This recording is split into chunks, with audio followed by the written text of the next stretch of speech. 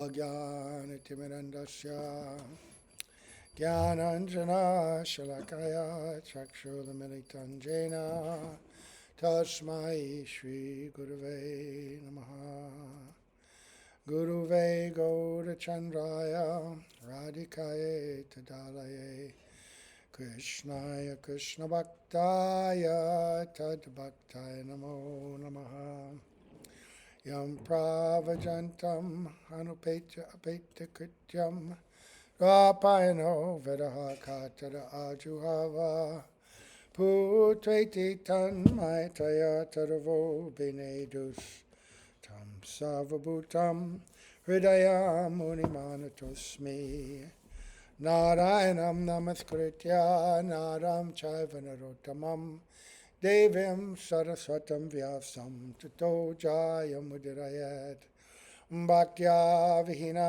Parada Lakshay Kiptashtakamari Tarangamadye Kripa Maitam Sharanam Prapanna Evrinde Namaste Charanarvindam Tave Vasmi Najivami Trayavina Iti Vigyaya Radhe Tvam Nayanam Charanandike Vancha Kalpa Tirubhascha Kripa Sindhubhya Evacha Patitanam Pavanebhyo Vaishnavibhyo Namo Namaha. So, we're going to continue going back to the Sri Bhajan Rahasya, second chapter, text 18. We begin by offering our most humble obeisance unto the lotus feet of our beloved Gurus, unto Sri Guru Pada Padma Nityalila Bhavishta Om Vishnupad Asta Tarsat Sri Simad Abhaya Charanaravinda Bhaktivedanta Swami Maharaj Srila Prabhupada, and unto Sri Guru Pada Padma Nityalila Bhavishta Om Vishnupad Asta Tarsat Sri Simad Bhaktivedanta Narayan Goswami Maharaj, unto our exalted Rupa Nuga Guru Varga and all the Sambhu Vaishnavas and Vaishnavis. So now, Bhaktivinoda Thakur is giving us verses that will instruct us in how to execute devotional service favorably, because we're trying to do an arta nivriti. He gave us some verses telling us things we have to avoid, right? Things unfavorable. So this verse, he's quoting Srila Rupa Goswami from the Upadesamrta. This is the fourth verse. Let's see. Oh, let me make sure I've got. Oops. Oh, wait a minute. Let me make sure I'm in the right place here. Oh, okay. Fourth verse. 6 kinds of association that nourish bhakti are described in the 4th verse of Upadesamrita. Dadati pratigrinati guyam akati prichati bhunkte bojayate chaiva sadvidam pritilakshanam. Used to be a newsletter back in the 80s, maybe further. One devotee in Alachua, lady devotee, I don't remember her name, was doing this newsletter to stay in touch with all Srila Prabhupada's disciples who were feeling the diaspora, right? They were going here and there. It was very difficult. So she had this little newsletter. There was no internet then, so she would send it out every week with little articles. Different people would comment. And it was called Priti Lakshanam, right? Priti Lakshanam means, Priti means love, Lakshanam means symptoms, right? So it's all about cultivating bhakti, devotional service, in a favorable mood, a mood of love. So, dadati pratigrinati guyam akyati prichati bhunkte bojayate chaiva sadvidam priti lakshanam. Offering pure devotees items in accordance with their requirements and accepting prasad, remnants, items given by pure devotees, revealing to devotees one's confidential realizations concerning bhajan, and inquiring from them about their confidential realizations, eating with great love the prasad given by devotees, and lovingly feeding them prasad. These are the 6 kinds of association that symptomize love and affection. And I'm going to read Srila Prabhupada's translation. Offering gifts in charity, accepting charitable gifts, revealing one's mind in confidence, inquiring confidentially, accepting prasad, and offering prasad are the 6 symptoms of love shared by one devotee and another. So, Srila Bhaktivedanta Narayana Goswami says, this verse describes the visible symptoms of the affection that nourishes devotion. In other words, affection for pure devotees. Bhakti manifests by associating with Bhagavan's devotees, but one should be careful to associate only with pure devotees. One should never keep the company of and reciprocate with gross sense enjoyers, persons who desire liberation, or those who want to enjoy the fruits of their actions. Bhakti will be destroyed by the fault of associating with them. One should also not hear anything from them about the confidential aspects of bhakti, and one should not accept food that has been touched by them. In the Antya-lila, chapter 6, verse 278 of the Sri Chaitanya Charitamrita, Mahaprabhu says, Visharira anakoile malina hoyaman, malina manahoile nahe, Krishna dasmaran. When one eats food offered by a materialist, one's mind becomes contaminated. And when the mind is contaminated, one is unable to think of Krishna properly. And then Srila Narayan Maharaj continues, on the other hand, loving exchanges with devotees who are like-minded, more advanced than oneself, and affectionate to oneself, svajatiya and snigdashaya, enhance one's devotion. So there we are. This is a critical, fundamental principle of bhakti. 6 kinds of exchange, right? In his translation, Srila Prabhupada translates literally, offering gifts in charity, accepting charitable gifts. However, in his purport, he specifies that all this means in relationship with devotees, right, as is contained in the translation of Srila Narayan Maharaj. And it says with pure devotees. So pure devotees means those who are one-pointed in their practice and in their goal, right? And that pure devotee begins on the platform of madhyam. When one is chanting Shuddhanam, one may not be completely purified with complete realization, but one has fixed faith, fixed nishtha, right? This is really where madhyam begins, whereby purified heart, purified intelligence, one has concluded that my only well-being is in the execution of devotional service. And by the strength of intelligence, one controls the restless mind, all these symptoms that we heard about earlier, vacho vegam, manasa krodha vegam, jiva vegam, udurapasta vegam, etan veganyo vishahita dhyada, right? These things that if you can control those pushings, then you become actually a qualified devotee to the extent you can actually even make disciples, right? And then, then there were 2 verses describing like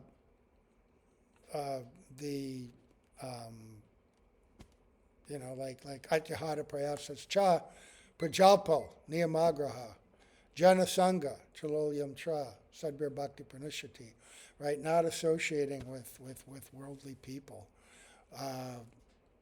not eating too much, not collecting too much, not over-endeavoring for things that are difficult to achieve.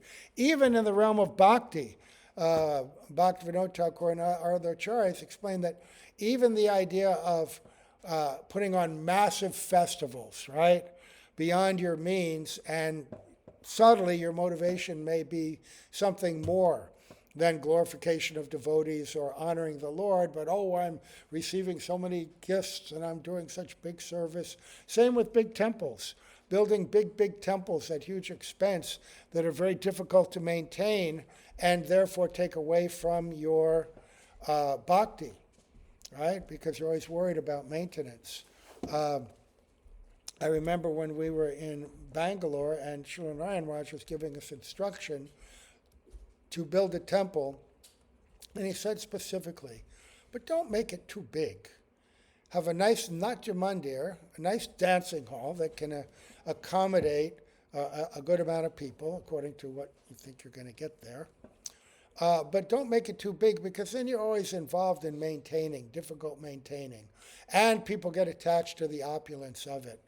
The first big temple of Srila Bhaktisiddhanta Saraswati Prabhupada, Bug Bazaar in Calcutta, had been sponsored by a very wealthy man, and apparently it was quite, I've never been there, but apparently it's quite opulent. Marble, many rooms, and he lamented because he said, I built this big temple and now people are just fighting over what room they're going to get, right? Who's got the best room, who's got the best facility, yeah.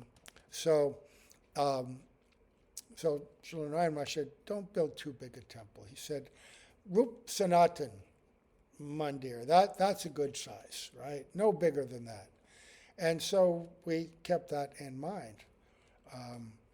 And it was a good thing.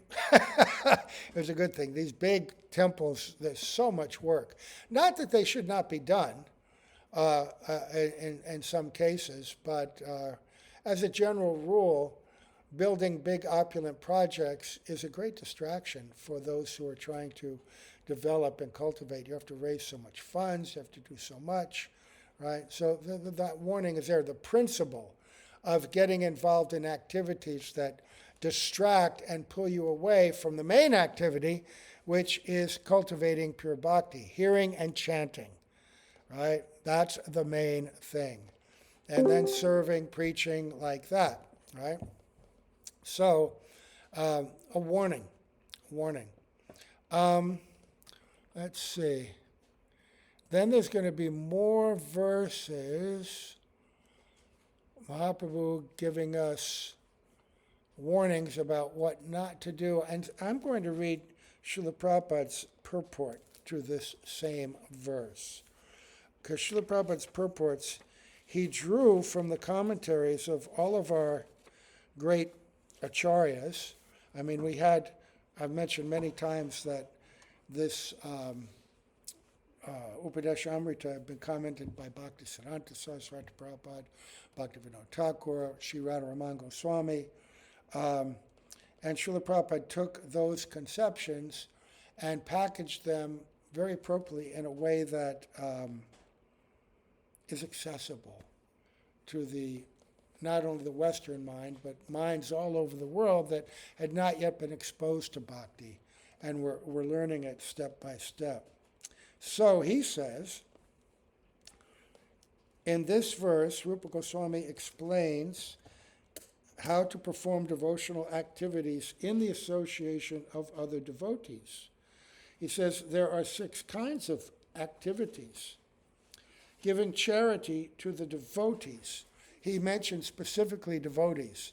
So not that when it says giving in charity in the translation, it doesn't mean become a mundane philanthropist, right?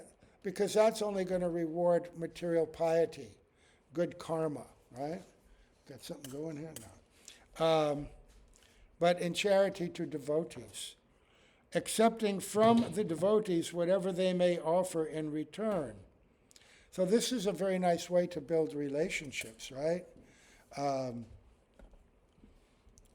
And Srila Narayan Maharaj was saying to pure devotees, items that are favorable for their service, right? So like cloth, yeah, maybe that. Nice cloth, like in the mat, it's the duty of the commanders or those in charge to take care of the devotees, give them medicine, give them cloth, give them what they need, right? Feed them properly. But this is with a mood of happiness to be serving these devotees. And devotees want to reciprocate, right? Because the giving and receiving in this exchange creates bonds of affection. Opening one's mind to the devotees, in other words, revealing. But when you do that, Srila Narayana said that these devotees have to be snigdasya. They have to be genuinely affectionate to you and compassionate, and sajatya, of the same mind, same goal, so that, I have heard that, in earlier days when we were new devotees, there were many persons who were in charge, and you would reveal your mind, and then they would chastise you, use it against you, tell other people about it in a way to diminish you. This is not only in devotional societies, but this is a materialistic tendency. Seeing something when somebody's saying, oh, I have this problem, I'm struggling with this, seeing it as a weakness and exploiting it, rather than, sharing my life's journey, and this is my current obstacle, can you help me? Showing compassion about that, right? Rather than, here's an opportunity for me to defeat this person, to control this person. And inquiring from them about confidential service to the Lord. What are your realizations? What is your understanding? With an open heart, because we all have different perspectives about bhakti according to our level of development, the kind of conditioning, how we were brought up, how we were raised, who we were taught under, who we have heard from. So to hear and exchange these ideas in a very open way broadens our own understanding of bhakti. And this is very healthy and a very wonderful environment, revealing one's mind about one's own progress, but also about, in general, one's understanding about bhakti, and inquiring from them about theirs. So then, honoring prasad or spiritual food given by the devotees and feeding the devotees with prasad. Right, that's also very important. So when one is cooking for the pleasure of the Lord, but also in mind, I want to make the devotees very happy. And then serving it out to devotees. In our parikrams, we would have thousands of attendees, and Srila Narayana Maharaj always made sure that he wanted his senior devotees to be in charge of serving, right? To make sure that it goes nicely. And he would have sannyasis serving the other devotees. There's two kinds of groups. Generally, there's the groups of Indian devotees, big masses of Bengalis and others, right? And you get all the brahmacharis serving them, and also he wanted sannyasis to serve. Why? Well, for a number of reasons. One, shows a good example, right? They're serving. They're not just sitting accepting service. And also it's good for sannyasi to cultivate the humility and also the joy of serving devotees. And there's something really amazing when you serve prasad. During a big festival, everyone's pretty hungry by the time prasad is being served. And so you just want to sit down and eat. And, senior devotees want to be served first and, scoop all the paneer off the top of the sabji, But when you serve, something amazing happens. You may be serving for an hour or two, but by the end of it, somehow or other you have no appetite. It's as if you had eaten a big feast yourself, right? And oftentimes I've experienced this, there's nothing left. Maybe just a little bit of this or a little bit of that, but somehow it's plenty. Just by eating that simple thing, whatever's left, you're completely happy and satisfied because you're being satisfied by the joy of that service itself, right? The real prasad. Like Raghunath Das, what did he eat every day? After a certain point, he was only eating the discarded rice that even the cows wouldn't eat. He'd wash off the bad spots, put a little salt and eat it, and relishing it, because it was Jagannath Prasad. And Mahaprabhu heard about it, and he came and he forced him to give him some. Oh, you're eating such nice remnants, you're not sharing with me. And for Mahaprabhu, taking those remnants of his own devotee gave him great joy and happiness. The taste that he had was the spiritual taste, the Ardhanamrita that we talked about the other day, really accessing the transcendental nature of prasad. So to access that experience means to be involved in the whole experience, the joy of preparing it, the joy of serving it, and then the joy of taking the remnants of those who are being served. This is like a fundamental aspect. Mahaprabhu himself would serve the devotees. And during the Panihati festivals, when Raghunath Das came to meet Nityananda, Mahaprabhu was in Puri. But Nityananda called him by meditation, and he came. Not very many people could see him, but he was there. And then both he and Nityananda served out prasad to devotees. Right? They took great joy in that. Mahaprabhu, in many cases, would serve with his own hand. Right? And of course, the devotees took great joy in serving him and Nityananda Prabhu as well. So, he says, an experienced devotee explains, and an inexperienced devotee learns from him. This is Guyam Akyati Prichati. When a devotee distributes prasad, remnants of food offered to the Supreme Personality of Godhead, in order to maintain our spirit of devotional service, we must accept this prasad as the Lord's grace received through the pure devotees.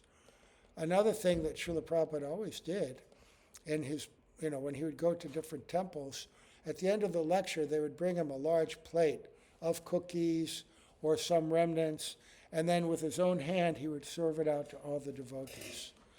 Generally, first to the little kids and their mothers, and then to everyone else, right? And this is a very wonderful thing, to get something directly from the hand of Srila Prabhupada. Right? When I was a brand new devotee, I was working at nights in the kitchen, cleaning, under the guidance of the temple head cook. Her name was Bhadra Didi. And she cooked for Srila Prabhupada at night. And he would make sure to send down remnants of his plate to her, even though everybody wanted it, and he was surrounded by sannyasis and GBCs, and usually you'd never see a drop.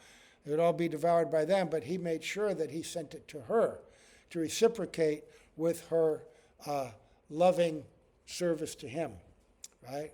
And then she would give us some, me and my buddy, who comes up here time to time.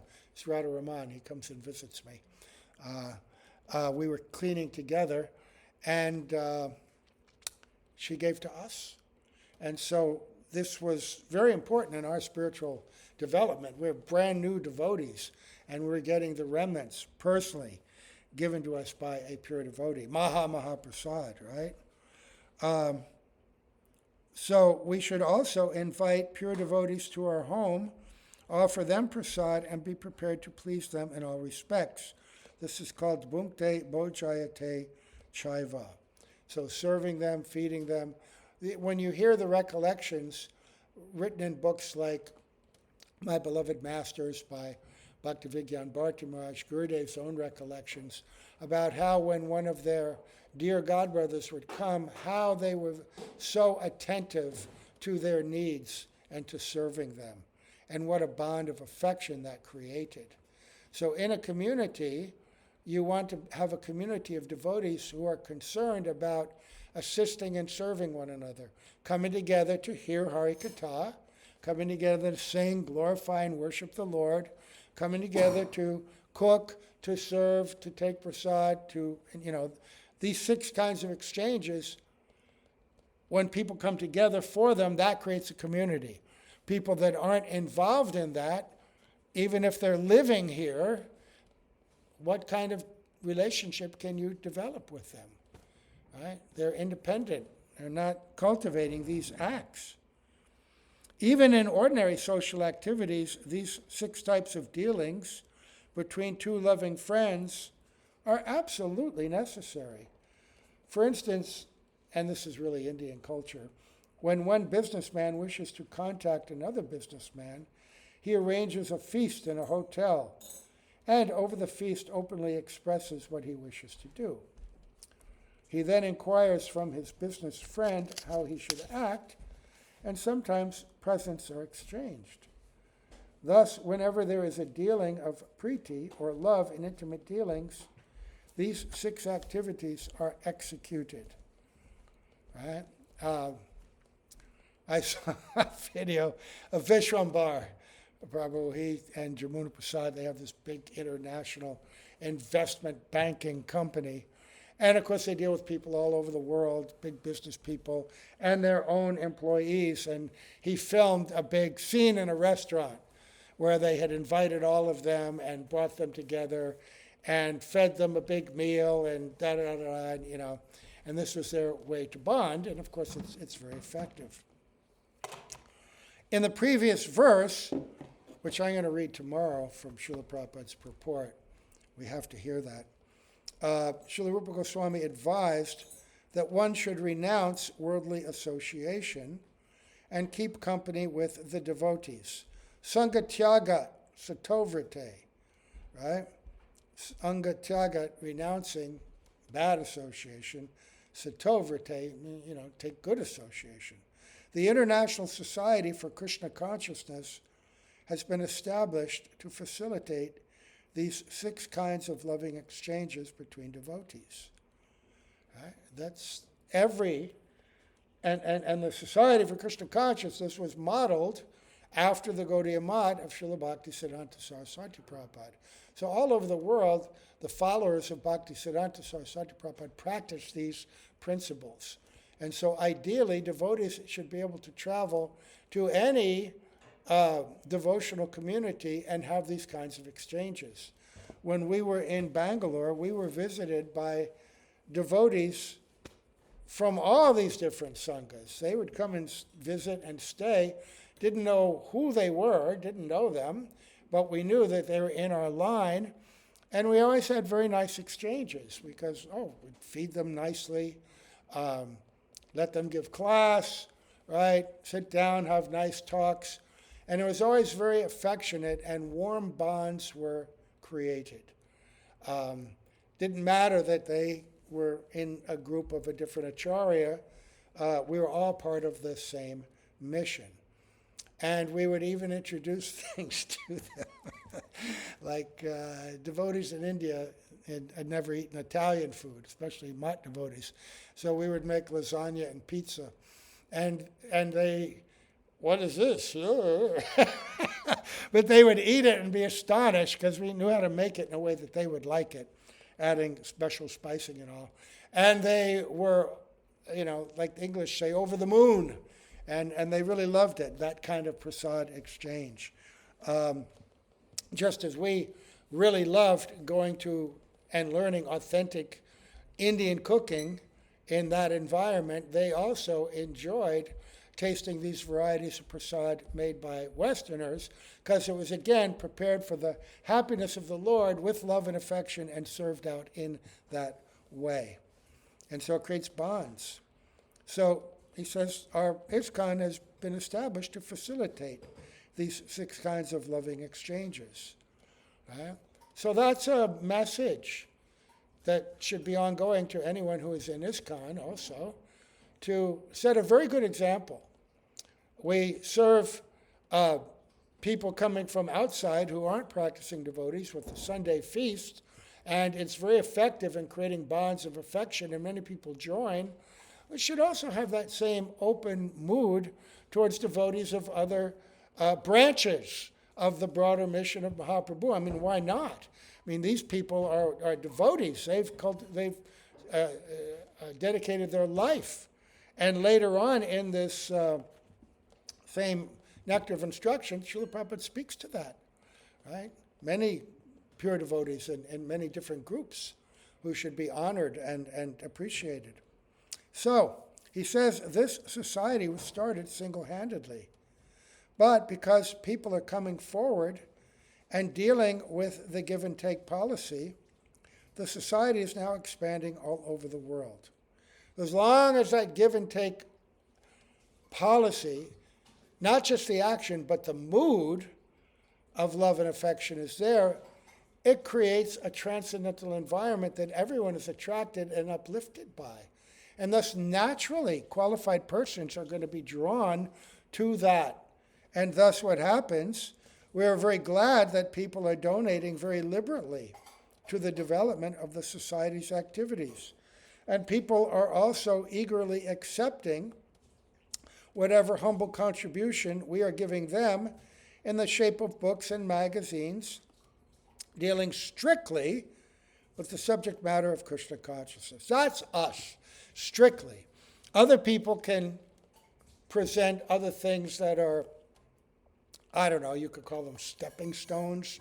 The Varnashram system, Karma Mishra Bhakti, Jnana Mishra Bhakti, Aropa Siddha Bhakti, all the Sangha Siddha Bhakti, stepping stones, right?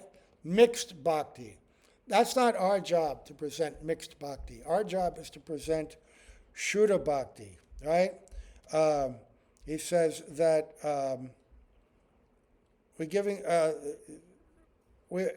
people are eagerly accepting whatever humble contribution we are giving them in the shape of books and magazines dealing strictly with the subject matter of Krishna consciousness.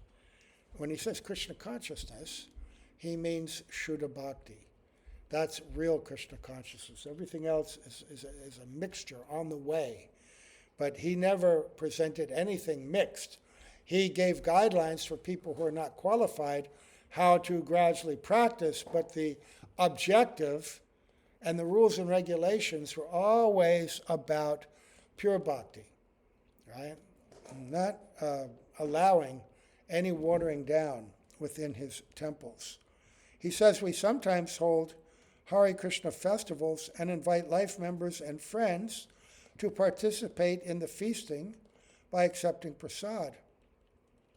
Although most of our members come from the higher rungs of society, they nonetheless come and take whatever little prasad we are able to offer them.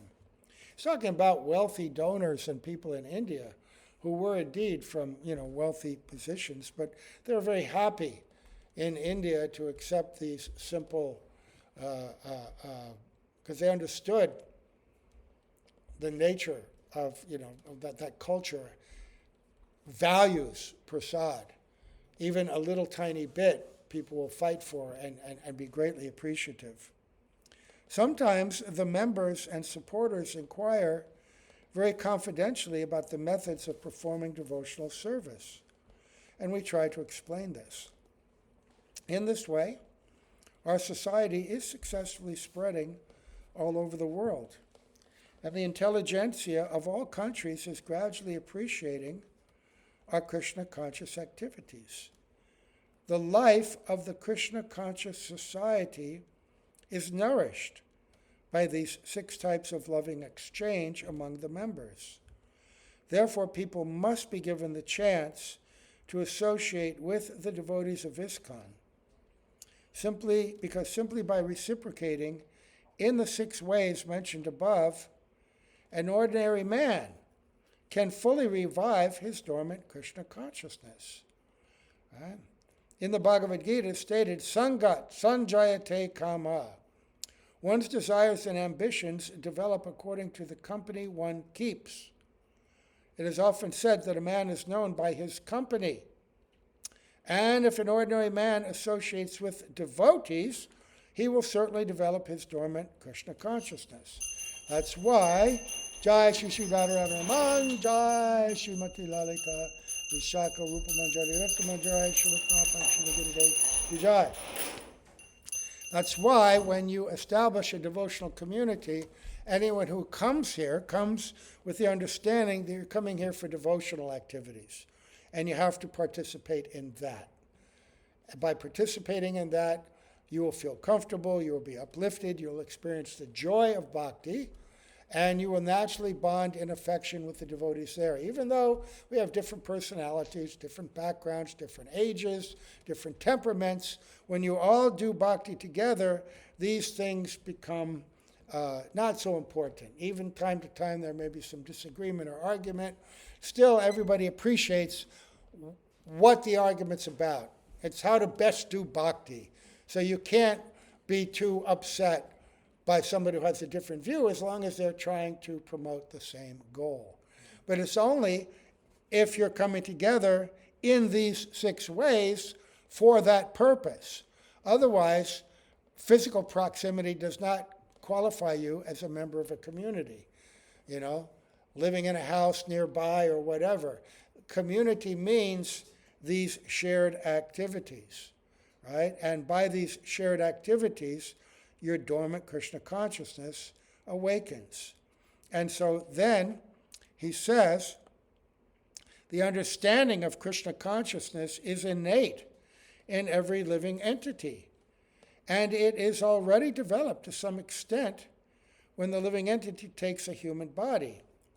It is said in Chaitanya Charitamrita, Madhya Lila, chapter 22, verse 107. This is Mahaprabhu speaking to Sri Sanatana Goswami. This chapter 22 is packed with the principles of bhakti. Everything is there.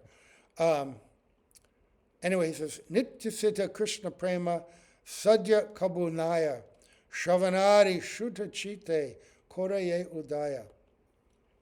Pure love for Krishna is eternally established in the hearts of living entities. It is not something to be gained from another source. When the heart is purified by hearing and chanting, the living entity naturally awakens. So bhakti, that tendency that it's already there, but it's covered by the anartas, by material energy. And the practice of bhakti uncovers it, right? The sadhana that we perform awakens and stimulates that dormant tendency. See? Brahmande Brahmite Kon Bhagyavan Guru Krishna Prasade Pai Bhakti Lata Beach. Wandering everywhere, the living entity in all the species, all the planets. But when they come in connection with a pure devotee and they get the seed of bhakti, then they become fortunate. What's that seed? That seed, it comes in the form of diksha, initiation, but it's not that your identity is implanted. What is implanted is the tendency to perform service to uncover that identity. When you receive your diksha mantras, within those mantras, they are empowered to awaken your specific mood. Like when Krishna plays his flute, all the different devotees, they're hearing their own name and their own feelings of relationship, their own service with Krishna is flowing in their heart. I asked Srila Narayan Maharaj one time, as is a very beautiful verse in Venu Gita about the birds, when they hear Krishna's flute, they just become still, immovable on the trees. And they're closing their eyes, and he says they're like munis. And I said, what does that mean? Because munis generally means those who are meditating on Paramatma, right? Kind of a, what do you call it? Neutral devotional service, right? Not dasya, not vatsalya, not madhurya, not sakya, but neutral, right? And he said, no, like munis. Externally, they're appearing like munis, but in their heart, their relationship with Krishna is churning. Their pastimes with Krishna is churning, right? And what are their pastimes? Singing in the morning, at time of Nishanta Lila, when Purnamasi wants to make sure that they waken and go to their homes in time, right? The nighttime pastimes are ended. Now it's time to go back to your homes before you get caught and get ready for the day, right? And then when Krishna is going out with his cowherd boys, singing in the forest, creating a very beautiful mood, what are they singing? They're singing about the pastimes and glories of the Lord, singing very melodious songs which the cowherd boys and gopis can sing to. They're part of this beautiful Leela. They have an intimate relationship, right? They can be like friends, right? Like that, or even assistants, like manjaris are assistants. There's all these different kinds of moods that can be inherent even in the hearts of the animals in Braj, right? And when that flute is played, their own mood is awakened, right? When the cows hear it, the mother cows, their Vatsalya Prem is awakened. And they just standing still, and milk is pouring from their udders. The little calves who feel like friends, they're stunned. They can't even drink. The water's just pouring out of their mouth. And each gopi hears her own name called. Right? So, when we get our Diksha mantras, they are empowered. The Guru mantras, our relationship with Guru is intrinsic in that, inherent in that. How to awaken it, right? Mahaprabhu mantras, Guru mantra, Guru Gayatri. Same thing. What is our relationship? How is that awakened? Well, that's why we want to chant these mantras very attentively, with great fervor, so that we're praying that, you are in your name, and in your name is everything, including our relationship with you, right? Chaitanya Rasa Vigraha. It's all in that. And in the Krishna mantras, right? Gopal mantra, Kama Gayatri, same thing, right? So, Nityasita Krishna Prema Sadyakabunai Shravanadi Shuddha Chitte Kodaye Udai. Pure love for Krishna is eternally established in the hearts of living entities. It is not something to be gained from another source. When the heart is purified by hearing and chanting, the living entity naturally awakens. So, Srila Prabhupada says, since Krishna consciousness is inherent in every living entity, everyone should be given a chance to hear about Krishna. Simply by hearing and chanting, Shravanam Kirtanam, he cites 7th canto, 5th chapter, 23rd verse, where Prahlad instructs his father, one's heart is directly purified, and one's original Krishna consciousness is immediately awakened. Krishna consciousness is not artificially imposed upon the heart. It is already there. When one chants, so there's a big debate. Is the jiva's identity inherent, or is it given by mantra? Prabhupada is saying the Gaudiya conclusion. It's already there.